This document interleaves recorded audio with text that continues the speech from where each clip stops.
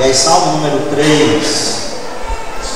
E vamos fazer uma leitura desse texto.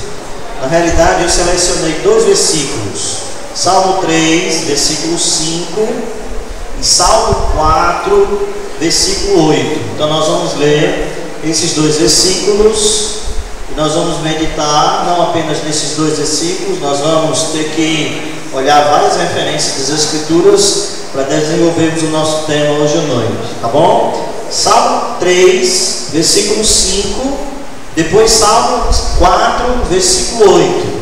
Vamos ficar em pé para a gente fazer a leitura desse texto. Salmo 3, versículo 5. Vamos todos numa só voz. Deito-me e pego no sono, acordo, porque o Senhor me sustenta. Capítulo 4, Salmo 4, versículo 8.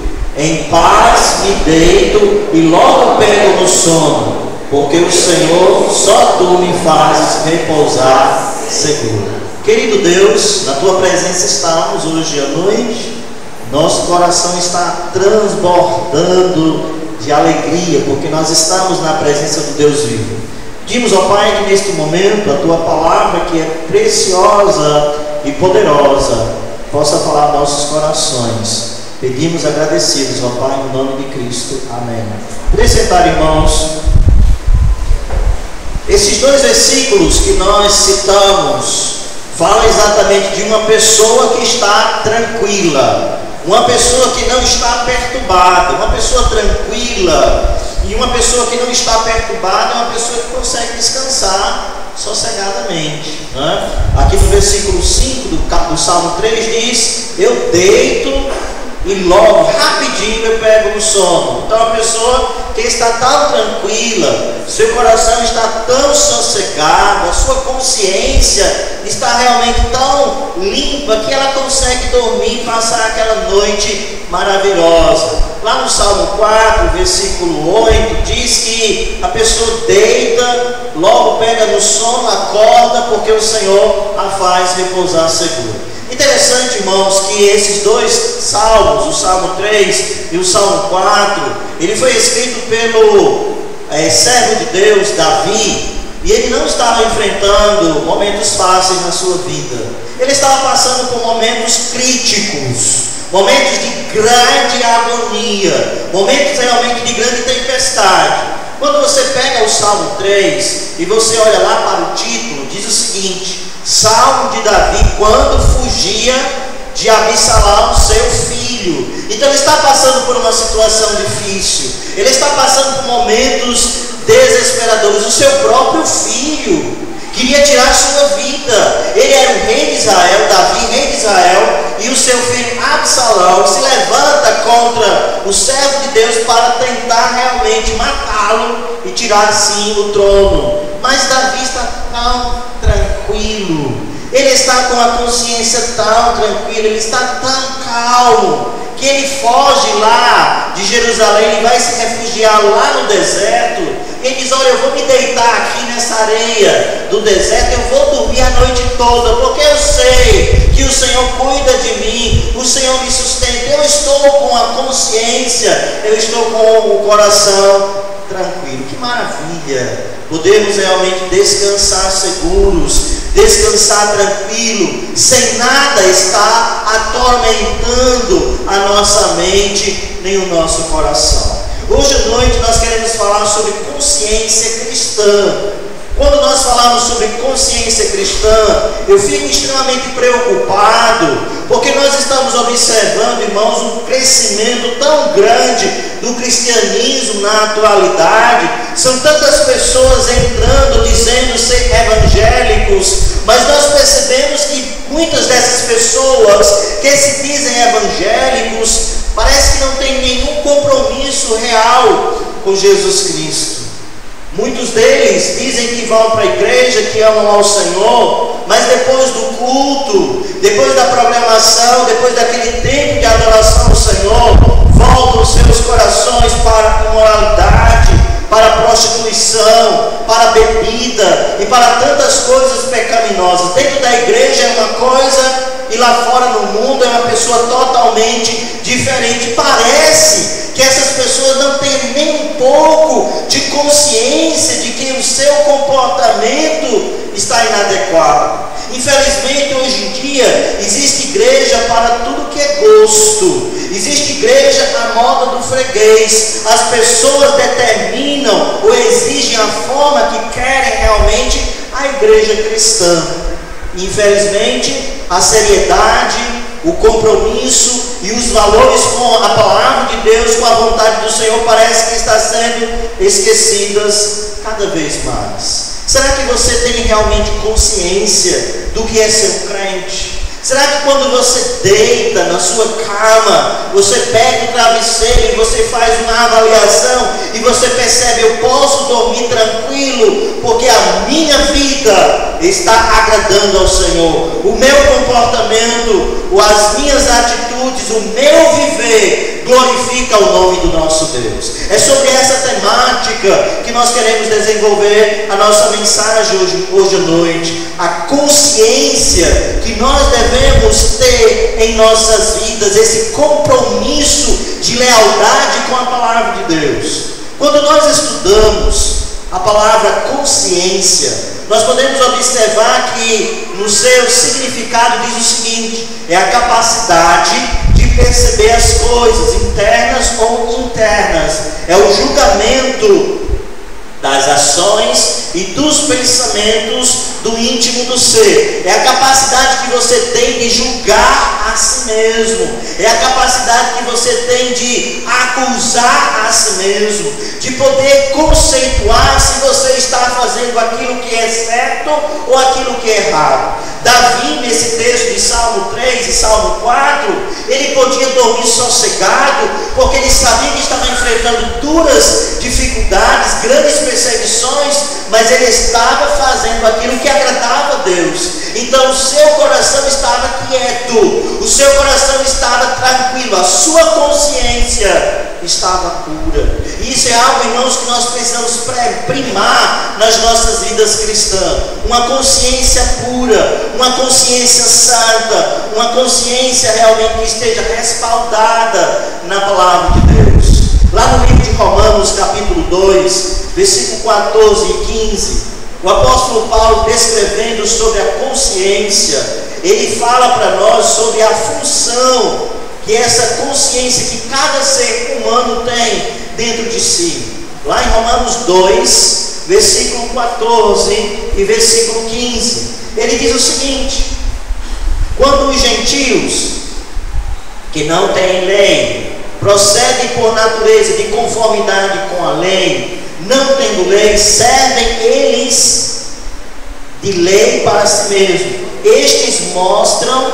a norma da lei gravada em seu coração, testemunhando-lhe também a consciência e os pensamentos, mutuamente acusando-se ou defendendo-se. O apóstolo Paulo está dizendo sobre os gentios, sobre aquelas pessoas que não conhecem a palavra de Deus, que não conhecem a lei de Deus, que não tinham acesso às Escrituras. E Paulo diz: essas pessoas, os gentios, eles não têm a lei de Deus, mas eles têm a consciência, e a consciência deles orienta eles para determinar se aquilo que eles estão fazendo é certo ou é errado, acusando ou defendendo-se. Então essa consciência é uma coisa, ou nós podemos dizer um mecanismo que Deus colocou em nós, ser humano, para que nós possamos assimilar se o que nós estamos fazendo é certo, se o nosso comportamento é adequado, é exatamente para equilibrar as nossas atitudes. Serve exatamente como um alerta. Por exemplo, quando alguém está doente, os sintomas de doença é dores ou febre. Então dor e febre é algo que está detectando para nós que o nosso corpo está em perigo. Nós precisamos tratar. Estou com febre, então eu preciso tratar. Meu corpo está gritando, está acontecendo alguma coisa. A nossa consciência, ela realmente nos alerta sobre os perigos para a nossa alma, os perigos para o nosso coração, os perigos para o nosso espírito. Então Deus coloca em nós esse mecanismo de consciência para que nós possamos acordar e que nós possamos compreender que determinadas atitudes não são agradáveis a Deus. Podemos dizer que a consciência, para tentar ilustrar melhor, seria como um cão de guarda. Então quem cria cachorro, ou quem já criou cachorro, sabe para que serve um cão de guarda. Eu lembro quando tinha nosso cachorro, passou conosco 9 anos, né? E eu lembro que algumas vezes à noite ele latia assim, assustadoramente, né? Eu lembro logo quando eu casei, era 3 horas da madrugada, o cachorro estava latindo de um lado para o outro, recém-casado, minha esposa nervosa, preocupada. Valda, tem alguém lá fora? Tem não, Madalena, o cachorro está brincando agora. Tem, eu sei que tem. E ele latia, corria para um lado, corria para o outro. 3 horas da madrugada, abri a porta, peguei uma arma, um pedaço de cabo de vassoura, olha só.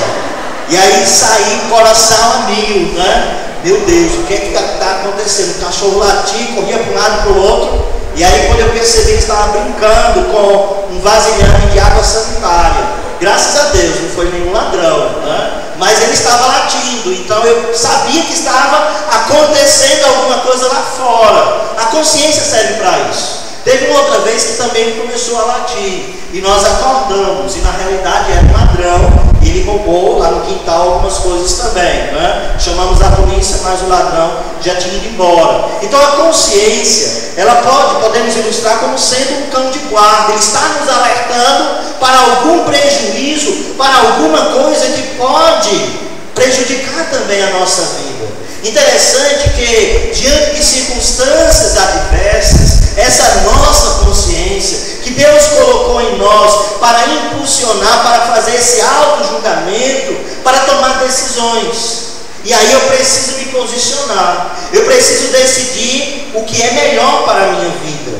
Essa consciência, nós podemos dizer que ela é autorrepressora, ou seja, ela vai nos repreender, ela vai dizer, olha, não está certo isso, não está certo isso, seu comportamento. Então nós vamos conversar com nós mesmos, nós vamos falar com o nosso coração, nós vamos nos auto-julgar. Esse auto-julgamento, essa autoanálise, essa conversa dentro de nós, entre nós e nós mesmos, é exatamente a voz da consciência que cada ser humano tem, que faz parte da dinâmica da vida humana. E muitas vezes, depois que nós avaliamos determinada causa, nós precisamos tomar uma atitude, e aí nós decidimos.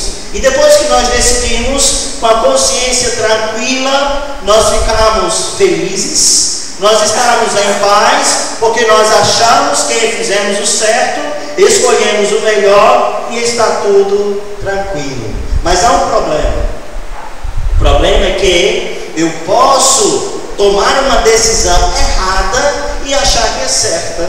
Eu posso fazer algo que não esteja dentro da vontade do Senhor, mas o meu coração está realmente fazendo coisas desagradáveis ao Senhor. E eu estou tranquilo porque talvez eu não tenha maturidade suficiente para poder realmente entender a vontade do Senhor. Então nós podemos conceituar a questão da consciência com essa voz interna, que cada ser humano tem, tanto crente como descrente. Essa questão que nos faz equilibrar para tomar decisões, para agir, isso é certo, isso não é certo, isso não posso, isso eu não devo, isso eu não quero. Então essa voz que está realmente sempre desenvolvendo nos nossos corações, nos nossos ouvidos. E aí Paulo, lá em Romanos 2, versículo 14 e 15, ele fala sobre os gentios que não conhecem a Deus, que não têm a lei de Deus, não são servos do Senhor, mas eles têm a consciência,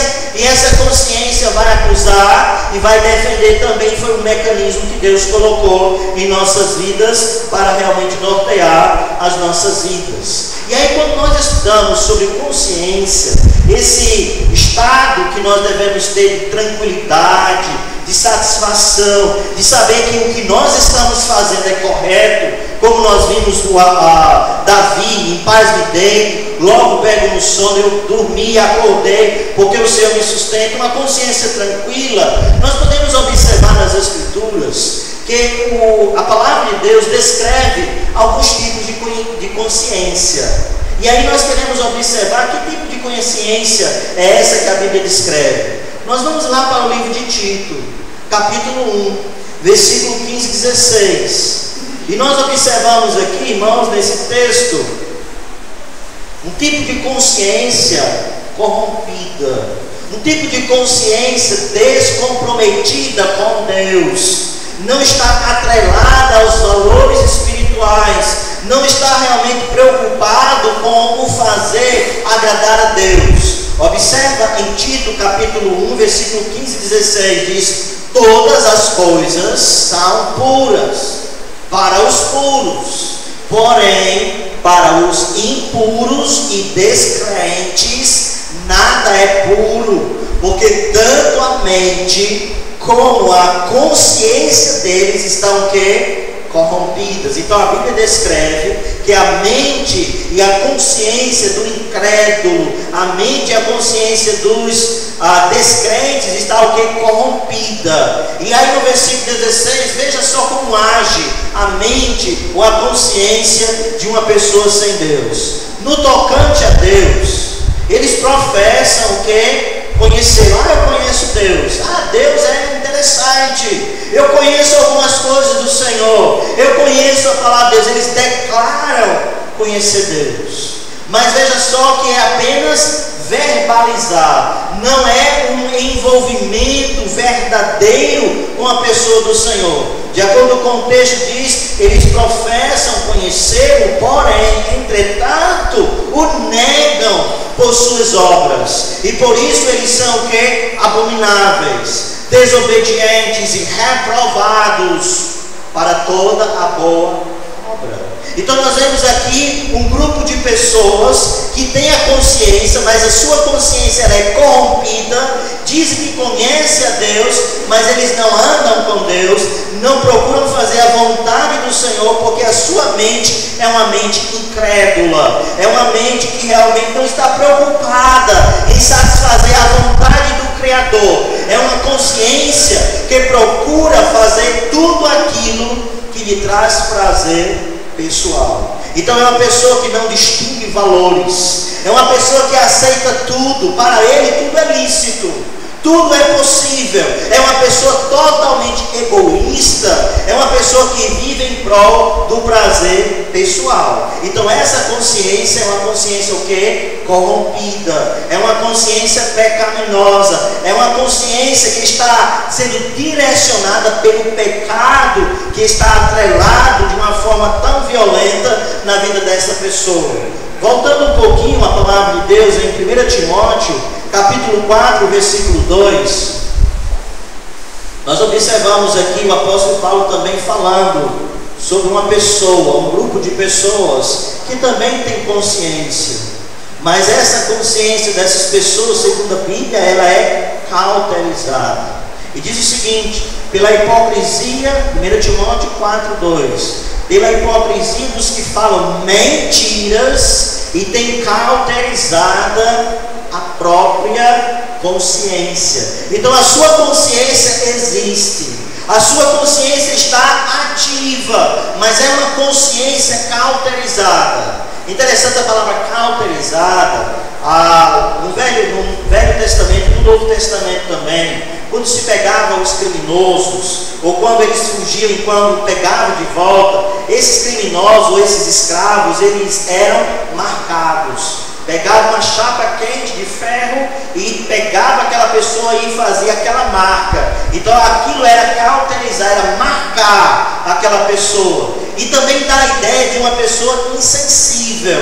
Então quando a Bíblia fala de uma pessoa cauterizada, com a mente cauterizada, é a ideia realmente de uma pessoa extremamente insensível, que não tem valores morais, que não tem valores éticos, que não tem princípios, que não tem preceitos, vive uma vida dupla. De acordo com o texto, fala sobre a hipocrisia, fala sobre mentira. É uma pessoa que age de acordo com o ambiente. Então, se eu estou num grupo de pessoas que gostam de falar sobre promiscuidade, então eu falo sobre promiscuidade. Se eu estou no contexto das pessoas são reverentes e falam sobre as coisas de Deus, aquela pessoa com mente cauterizada fala sobre as coisas de Deus. Se ela está no contexto das pessoas falando sobre bebida e bebem, se embriaga, ele também vai, porque ele não tem identidade. Para ele, o mais importante é satisfazer as pessoas, era realmente fazer aquilo que agrada a si mesmo. Interessante, falando sobre essa consciência cauterizada, há 2 semanas atrás, estava na internet e eu vi uma declaração de um artista da Rede Globo, eu esqueci agora o nome, né? Não sei o que, Abreu, né? Ele falou o seguinte, é um homem já de idade, eu acredito que deve ter os seus 65 anos de idade. Ele falou o seguinte: para mim, não importa no relacionamento se a pessoa com a qual eu estou me relacionando é homem ou mulher, o que vale mesmo é a atração física. O que esse homem está declarando, que para ele o que realmente envolve um relacionamento íntimo, se não importa se a pessoa é homem ou mulher, o que importa é que deu vontade, deu aquela química, aí ele se envolve, enfim, uma pessoa extremamente depravada, uma pessoa sem valores morais, uma pessoa que está realmente com a sua consciência totalmente corrompida, mas ele acha que está agindo certo. Interessante, irmãos, que uma consciência corrompida, uma consciência depravada, é uma pessoa que faz errado e acha que é certo e nunca vai aceitar a ser exortada para que realmente possa mudar o seu comportamento. Lá no livro de Provérbios, capítulo 16, versículo 25, Provérbios 16, versículo 25, diz o seguinte, a palavra do Senhor. Provérbios 16, 25 diz: há caminho que parece direito ao homem, que parece bom, é agradável, mas afinal são o quê? Caminhos de morte. Então muitas pessoas, movidos pela sua consciência cauterizada, faz tantas coisas erradas, vivem uma vida de imoralidade, uma vida dupla, uma vida depravada, uma vida sem valores, acha que está sendo certo. Mas a Bíblia diz que esse caminho que esse homem acha que é bom, esse caminho que esse homem acha que é direito, vai levar a ele o quê? A um caminho de morte. Essa pessoa pode até dormir sossegadamente. Essa pessoa pode até entender o que Davi disse: em paz me deito, logo pego no sono. A pessoa dorme tranquilo, vive uma vida totalmente longe de Deus, mas sua consciência, ela está tão contaminada, a sua consciência está tão depravada, tão cauterizada, que ele não sabe mais o que é certo e errado, porque na realidade ele não tem os preceitos de Deus. Nós vemos muitas vezes assassinos descrevendo o seu crime: eu fiz isso, fiz aquilo, e nós ficamos até impressionados com a tamanha crueldade de certos homens cruéis quando relata seus crimes sem nenhum sentimento. Fala como se estivesse matando ali uma barata: eu fiz isso, esquartejei, Me parece que essas pessoas não têm consciência. Não é que elas não tenham consciência, o problema é que a sua consciência foi corrompida com os anos de pecado, envolvido nas coisas que desagradam a Deus. Você lembra de Pilatos? Pilatos, quando estava julgando Cristo, lá no texto de Mateus declara isso, Lucas declara isso, como também João. Pilatos, ele reconheceu que Jesus era inocente. Ele reconheceu que Jesus não tinha cometido crime algum, e por várias vezes ele tentou manipular as pessoas para que as pessoas pudessem libertar Cristo. Ele sabia: não há pecado nenhum nesse homem, esse homem não pode ser preso, esse homem não pode ser levado à morte, à crucificação. Mas chegou um momento que as pessoas começaram a gritar e disseram: crucifica, crucifica-o, solta Barrabás, crucifica esse homem. O que é que Pilatos faz? Ele manda trazer uma bacia com água, ele lava as mãos e diz: olha, não tenho mais participação nenhuma, não tenho mais nenhum envolvimento com essa causa.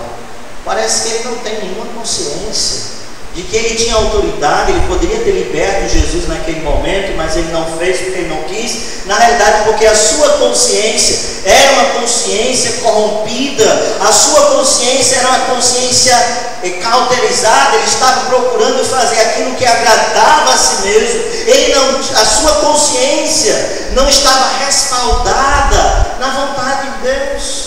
E é exatamente isso, irmãos, que nós precisamos entender. A nossa consciência é um mecanismo que Deus usa para nos aproximar dele, mas a nossa consciência sozinha, ela pode nos levar às densas trevas do pecado e do inferno também. Nós precisamos submeter a nossa consciência ao senhorio de Cristo, de acordo com o que diz lá em Jeremias 29, 13, se não me falha a memória, 29, 18, diz que enganoso é o coração e desesperadamente corrupto, quem o conhecerá? A nossa consciência, o nosso coração, a nossa vontade, os nossos desejos podem atrapalhar a nossa aproximação com Deus. Nós podemos realmente fazer coisas que não estão agradando ao Senhor e acharmos que estamos fazendo a coisa certa. Para você ver, queridos irmãos, como isso é tão sério, você vai lá comigo para o texto de Mateus capítulo 7. Mateus capítulo 7, versículo 21 a 23. Irmãos, que coisa extraordinária nesse texto aqui. Nós vemos um grupo de pessoas que partiram para a eternidade, estão desejando entrar no céu, estão nas portas, querendo entrar no reino dos céus. E olha só o que acontece com essas pessoas: elas são barradas, elas não podem entrar. E de acordo com Mateus 7, versículo 21 a 23 diz: nem todo aquele que diz Senhor, Senhor, entrará no reino dos céus, mas aquele que faz a vontade de meu Pai que está nos céus. Muitos, não são poucos, muitos naquele dia hão de dizer: mas Senhor, Senhor, porventura nós não temos profetizado em teu nome? Em teu nome nós não expelimos demônios, em teu nome nós não fizemos muitos milagres. Esses homens estão declarando, essas pessoas estão declarando para o Senhor o quê? Suas obras. Eles estão dizendo: Senhor, olha, quando estava lá na terra, era uma pessoa tão envolvida nas coisas espirituais, eu era ativo, eu participava de todas as coisas, vivia realmente uma vida sempre inteirada, uma pessoa superativa. Resposta de Jesus para essas pessoas, versículo 23: então lhes direi explicitamente: nunca conheci vocês, apartai-vos de mim, os que praticais a iniquidade. Então, queridos irmãos, vocês percebem que essas pessoas estavam se enganando? Você percebe que essas pessoas estavam com a consciência cauterizada, estavam dentro das igrejas, estavam servindo ao Senhor piamente, ativamente, mas com vidas sujas, vidas podres, vidas imundas diante de Deus. Jesus disse: vocês, eu não conheço vocês, vocês têm praticado a iniquidade, eu não posso deixar vocês entrar. Por quê? Essas pessoas não foram lavadas no sangue de Cristo. Essas pessoas nunca tiveram uma experiência verdadeira e pessoal com Jesus, estavam apenas no sistema religioso, estavam apenas no sistema de ritual, mas estavam totalmente perdidos. Estavam perdidos porque as suas consciências estavam cauterizadas, estavam perdidos porque eles não entendiam, não levavam a sério as coisas espirituais. E nós precisamos tomar muito cuidado, irmãos, porque nós podemos estar fazendo a coisa errada, pensando que estamos certos, e estamos desagradando ao Senhor, estamos realmente brincando com as coisas espirituais. Para você ver um outro exemplo, lá em Apocalipse capítulo 3, versículo 17, nós vemos aqui o exemplo de uma igreja de Laodiceia. É uma igreja, segundo o texto, quando nós vemos aqui, versículo 17, a igreja dizia: estou rica, abastado, não preciso de coisa alguma.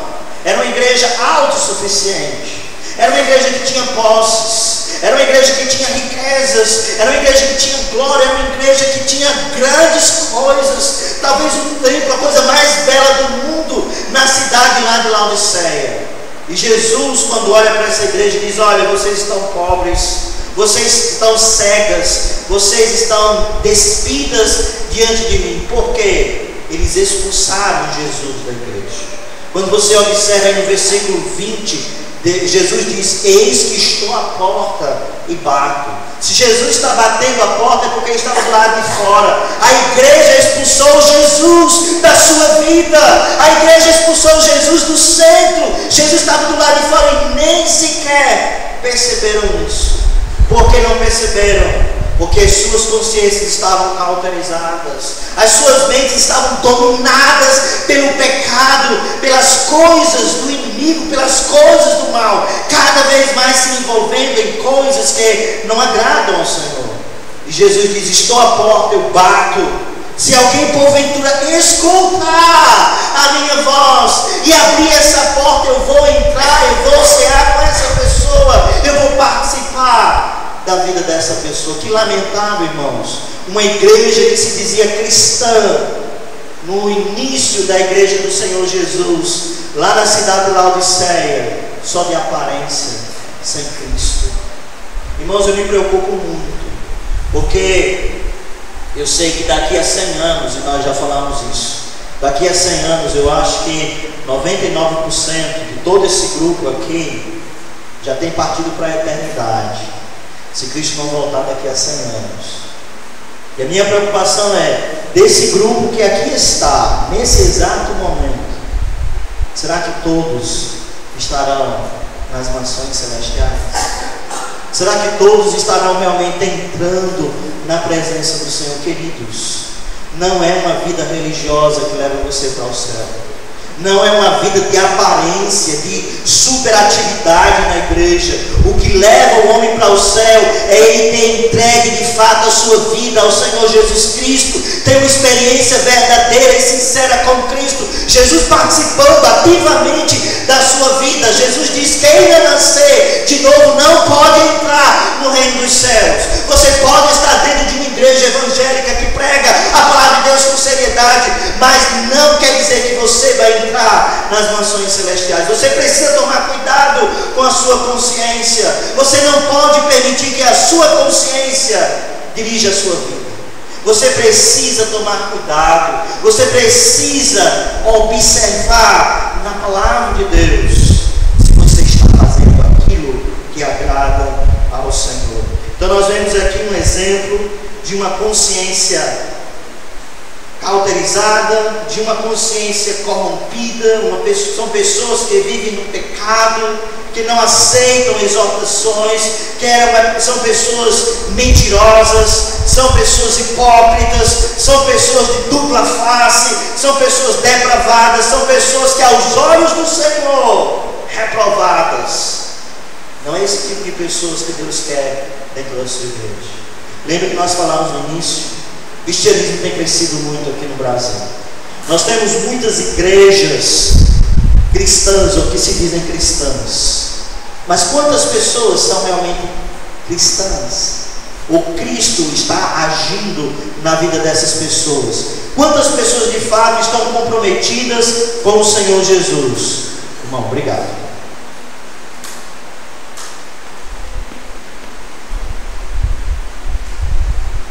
Então, quantas pessoas vivem realmente, seriamente com Jesus?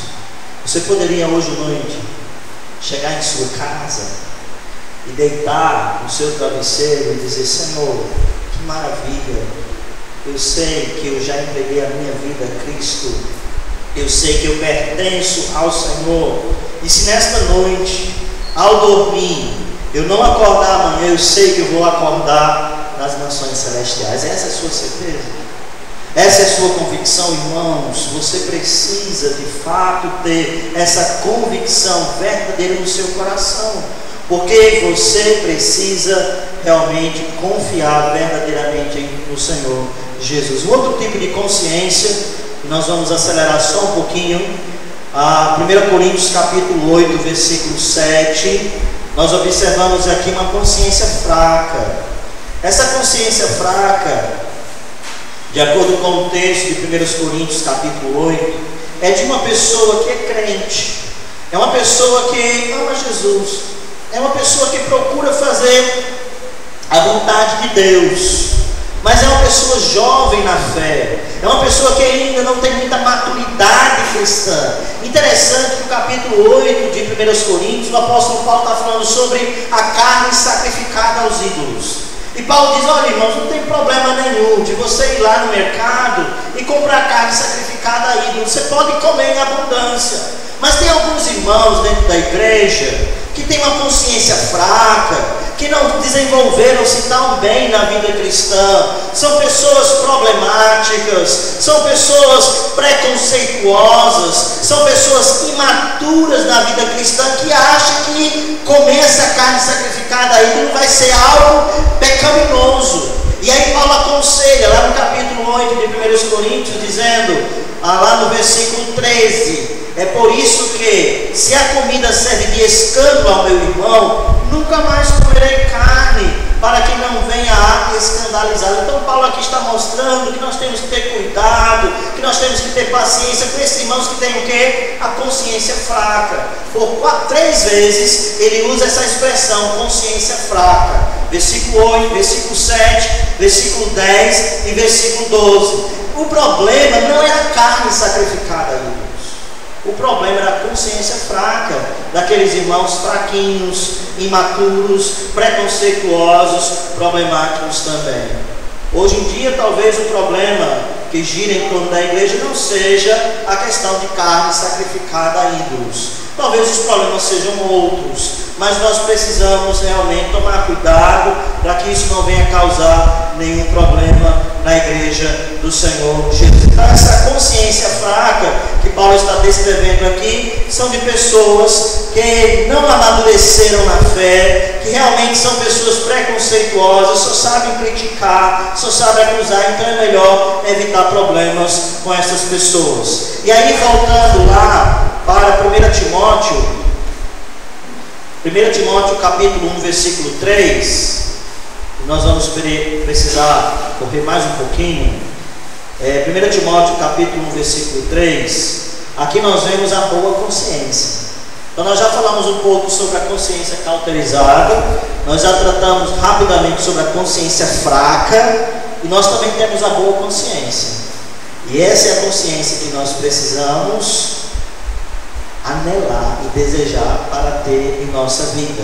Então veja só o que diz 1 Timóteo 1,3: dou graças a Deus, a quem desde os meus antepassados sirvo com consciência pura, porque sem cessar me lembro de ti nas minhas orações, noite e dia. Então Paulo, queridos irmãos, está dizendo que na sua vida de serviço ao Senhor, desde o momento que ele entregou a sua vida a Cristo, ele serve ao Senhor com uma consciência pura, uma consciência sem máscara, uma consciência transparente. Ele é verdadeiro. Ele está dizendo, em outras palavras, irmãos, o que vocês veem em mim é o que eu sou de verdade. Eu não uso máscaras, a minha consciência realmente orienta as minhas atitudes, porque eu procuro andar com a consciência pura. Quando Paulo fala sobre consciência pura, ele está falando sobre vida santa. A consciência, ela está atrelada a comportamento. É tanto que, se você for no dicionário procurar a palavra consciência, você vai ver também um significado de honestidade. Então consciência quer dizer honestidade, consciência quer dizer também a questão de que você está agindo de forma correta, uma forma justa. Então consciência pura, consciência boa é aquela que é realmente expressa nas minhas atitudes, na minha vida, no meu comportamento. É exatamente esse tipo de atitude, irmãos, que nós devemos primar em servir ao Senhor. A pergunta é: como eu posso desenvolver uma consciência pura? Como eu posso desenvolver uma boa consciência? Eu queria dar aqui para vocês algumas sugestões para que você pudesse cultivar uma consciência pura. Lembra lá de Mateus capítulo 4? Mateus capítulo 4 trata sobre Jesus sendo tentado pelo diabo. O diabo está ali seduzindo, tentando pegar Jesus de alguma forma. Lembrando um detalhe, Jesus passou quantos dias sem comer e sem beber? 40 dias. Ele estava com fome. Ele estava, o seu corpo estava desejoso de se alimentar. Irmão, se eu passo meio dia sem comer, eu já fico desesperado. Imagina Jesus. Ele estava realmente desesperado, principalmente fisicamente. E o diabo chega ali e diz: olha, se tu és filho de Deus, já que tu és filho de Deus, transforma essas pedrinhas em pães, bem quentinhos, vai ser uma delícia, vai ser ótimo. E Jesus, espera lá. A palavra de Deus diz: nem só de pão viverá o homem, mas de toda a palavra que procede da boca de Deus. Disso viverá o homem. Então Jesus, ele pega a sua consciência e ele coloca como escrava da palavra de Deus. Para ele o mais importante era fazer aquilo que agradava ao Senhor, porque ele conhecia o que? A Bíblia. Ele conhecia as Escrituras. Se você quer ter uma consciência pura, irmãos, você tem que ler a palavra. Se você quer ter uma consciência boa, uma consciência que agrada a Deus, que faz com que você tome as decisões corretas, você precisa conhecer a palavra do Senhor. Jesus conhecia em profundidade as Escrituras e por causa disso ele conseguiu vencer as tentações, os desafios, as lutas que o diabo estava tentando. Ele realmente foi conduzido, a sua consciência foi conduzida pela palavra de Deus. Então, quando você sofre tentações, que todos nós sofremos, eu sofro tentações, você sofre tentações, se você conhece a palavra de Deus, você vai ser orientado pelo que? A vontade do Senhor.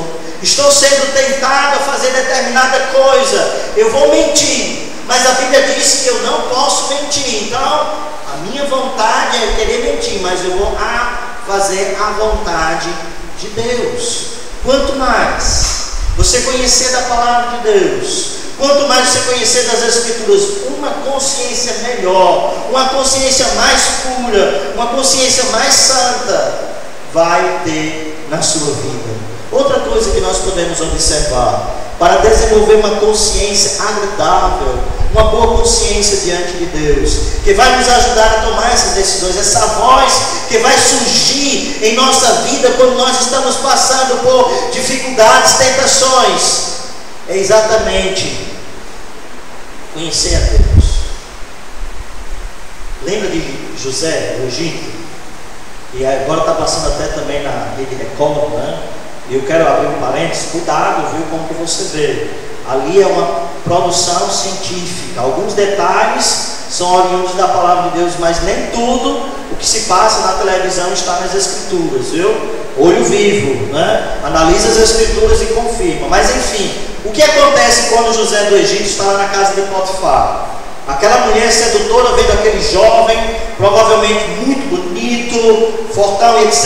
Então ela colocou os olhos nele, muito jovem, diz: olha, deita aqui comigo, deita aqui comigo. E ela começou a seduzir. E ele disse o seguinte: olha, eu não posso fazer isso, porque eu vou trair a confiança do meu Senhor, que é o teu marido, Potifar. Ele me deu tudo aqui para administrar, menos você. Eu não posso fazer isso. Eu não posso trair a confiança do meu Senhor, que é Potifar. E eu também não posso desagradar ao meu Deus. José tinha um relacionamento tão próximo com Deus. José tinha um relacionamento tão estreito com o Senhor, que quando a tentação chega, quando as vozes do diabo chegam, tentando fazer com que a sua consciência seja levada para o mal, ele grita e diz: eu não vou fazer isso, porque vai desagradar ao meu Senhor. Irmãos, se nós desenvolvermos estritamente um relacionamento com Deus, nós seremos muito mais que vencedores. Iremos resistir às terríveis ciladas do inimigo, porque nós estamos andando aos pés de Cristo. Não é apenas conhecer, aliás, não é apenas saber a palavra, é conhecer o Deus da palavra. Você tem andado com Deus? Você tem vivido realmente uma vida na presença do Senhor? Você tem sentido o seu cuidado, a sua proteção na sua vida? Você tem realmente percebido esse cuidado maravilhoso do Senhor na sua vida? Isso vai desenvolver em nós uma consciência boa. Isso vai desenvolver em nós uma consciência pura. Outra coisa que eu gostaria também de falar: a autoconversa. Você precisa aprender a conversar consigo mesmo. A Bíblia ensina isso: examinar a vós mesmos, julgai a vós mesmos. Nós precisamos sempre fazer uma autoanálise. Nós precisamos perceber se será que nós estamos andando certo? Será que o meu caminho é o caminho de Deus? Será que as minhas decisões são as decisões do Senhor? Será que o meu coração não está sendo direcionado para fazer coisas que desagradam a Deus? Se nós andarmos dessa forma, fazendo essa autoanálise constante, procurando fazer aquilo que agrada a Deus, nós teremos uma consciência pura, nós teremos uma boa consciência. E para concluir nossa mensagem hoje à noite, eu gostaria de ler com os queridos irmãos 1 Pedro capítulo 2, versículo 18 a 20. 1 Pedro capítulo 2, 18 a 20.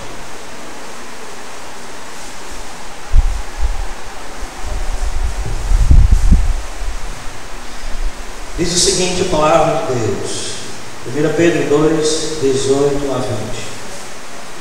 Servos, sede submissos com todo o temor a vosso Senhor, não somente se for bom e cordato, mas também ao perverso, porque isso é grato, que alguém suporte tristezas, sofrendo injustamente, por motivo da sua consciência para com Deus. Por quê?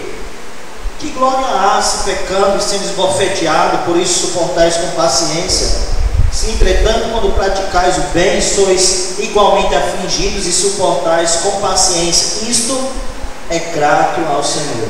Pedro está dizendo aqui: queridos crentes, servos de Deus, vocês precisam ter uma consciência que agrada ao Senhor.